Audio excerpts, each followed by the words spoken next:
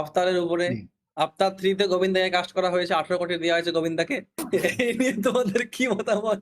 দেখো বলো। গোবিন্দাকে কাস্ট করেছে, সে মুঝে ফিরে পাতা নেই কিউ। আচ্ছা এবার আমি একটা কথা আমি বলি, শেষ করি। জাস্ট আমি একটা মেসেজ দেবো, বার্তা আগে আমি বলে দিই, তারপর তুমি বাঁচিয়ে দাও। না বার্তা দিয়ে তুই পুরো আমি বলি না, বার্তা। গোবিন্দা ফিরে আসবে সেটা আমি শুনে আমি খুবই ওটা খুশি। বলার আগে জাস্ট আমি একটা কথা বলবো, বার্তা এক লাইনের, সেটা হচ্ছে গঞ্জিকা সেবন স্বাস্থ্যের পক্ষে এবং মানসিক অবস্থার ক্ষেত্রে ক্ষতিকারক, যেটার কি বলো? উদাহরণ হিসাবে আমরা মুকেশ খান্না এবং গোবিন্দার পাই। গোবিন্দা তো এমন বলেছে না, last মুকেশ ওদের খান্না চুপ হয়ে গেছে। ইন্টারভিউয়ে যদি তোমাদের মনে হয় গঞ্জিকা সেবন ভালো, তাহলে লাস্ট ওদের ইন্টারভিউয়ে 52 মিনিটের কাছাকাছি একটা সিন দেখবে, বুঝে যাবে যে গঞ্জিকার কত কুপ্রভাব মানুষের ব্রেনে পড়তে পারে। ঠিক আছে, তাই এটি মানসিক ক্ষেত্রে, স্বাস্থ্যের ক্ষেত্রে খুবই ক্ষতিকর। বলো। প্লিজ বলো এবার। তো গোবিন্দা ফিরে আসছে অবতার 3 তে, এটা আমাদের অ্যাজ আ ইন্ডিয়ান আমাদের কাছে খুবই একটা মানে গর্বের জিনিস যে আমাদের ইন্ডিয়ান বলিউডের আমাদের একটা অ্যাক্টর সে হলিউড লেভেলে যাচ্ছে। কিন্তু আমার একটাই প্রশ্ন, গেল আমার ব্যাটারি, যে গোবিন্দা কি 5 ঘন্টা ধরে নীল রঙের মেকআপ করে থাকতে পারবে? নীল রং ছিল ভীষণ ভাই গোবিন্দা এমন ডায়লগ দিয়েছে যে মুকেশ খান্না চুপ হয়ে গেছে, তুমি কল্পনা করতে পারো? এরমভাবে হাসছে, এরমভাবে। মুকেশ খান্না চুপ হয়ে ডায়লগ শুনে এমন ডায়লগ দিয়েছে। মুকেশ খান্না বলছে আমি বাকচোদি করি। আমি তোমাকে এই বিষয়ে একটা ভালো একটা ফ্যাক্ট বলি, গোবিন্দা এখানে পুরোপুরি মিথ্যে বলছে না। কারণটা কি? একটা ডাইরেক্টর, ইন্ডিয়ান ডাইরেক্টর আসলে আমি বলছি এটা, জাস্ট আমি বলছি, বলো বলো। আমি বলি কেসটা কি হয়েছিল অনেকদিন আগে, ওই আপকি আদালত, ওইটাতে গোবিন্দার একটা ইন্টারভিউ নেওয়া হয়েছিল, রাজাত কি একটা নাম ওই লোকটার, এবার মনে পড়েছে। ঠিক আছে, তো এবার ওর একটা ইন্টারভিউ নিয়েছিল, সেখানে গোবিন্দা বলেছিল আভাতার নিয়ে, তবে সেখানে ইন্ডিয়ান একটা আভাতার মুভি যেখানে ইন্ডিয়ান ডিরেক্টর নিয়ে করেছিল, কিন্তু সেইটা লোকজন ভুল বুঝে তখন ট্রোল করেছিল, তখন নয় পরে। এবং গোবিন্দা সেই সময়ে বা পরবর্তী সময়ে ট্রোল হওয়ার পর সেটা মানে সেটা ক্ল্যারিফিকেশনও করেছিল যে আমি ওই আভাতার মুভির কথা বলিনি, আমি এই আভাতার মুভির কথা বলেছি।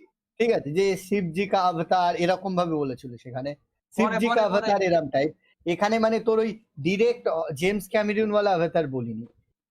ঠিক আছে, আমি মেনে নিলাম যে ট্রোল করেছে ওই অংশটাই, ঠিক আছে।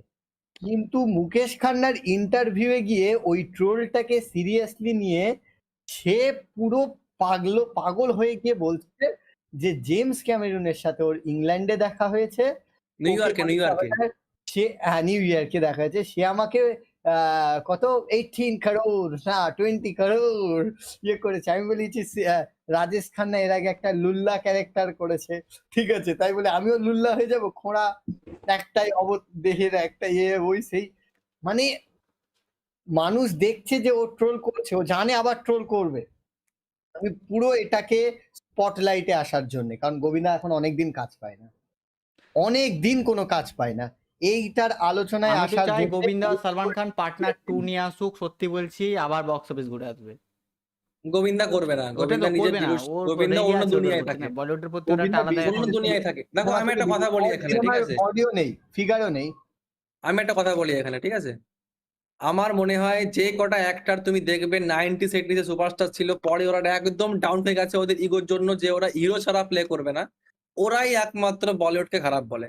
অনিল কাপুর, সঞ্জয় দত্ত, এরা জীবনে বলবে না, ববি দেওয়াল, সানি দেওয়াল জীবনে বলবে না, যাদের এখনো স্টারডাম কিছু না কিছু আছে এবং ওরা রোল পাচ্ছে।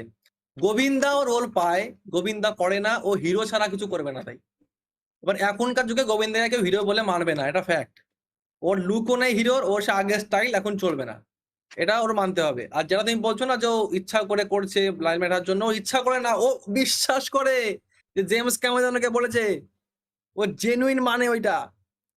মানে ওই যে বলছি ডেজাভু হয় না, ডেজাভু অনেকটা। একটা তোমায় বলছি এআই কি শোনো, বানিয়েছিল যে আমাদের গোবিন্দার অবতার জলের মধ্যে সাঁতার আমি কাটছে। আর তোমাকে আমি আর রিজনটা বলছি। 2009-10 সালে একজন ইন্ডিয়ান ডাইরেক্টর গোবিন্দাকে অফার করেছিল একটা মুভি যার নাম ছিল অবতার, বলছি তো, ওইটার কথা 2009-10 আমি সালে। বলছি। এবার পরে যে 11 সালে বেরোলো আসল অবতার জেমস ক্যামেরনের, শালা ভেবেছে ওই মুভির জন্য ও কি করেছে, এবার ও বা স্টোরিটা বানিয়েছে ওই যে নীল রং গায়ে আসল লাগানো। অবতার 2009 এসেছিল মনে হয়।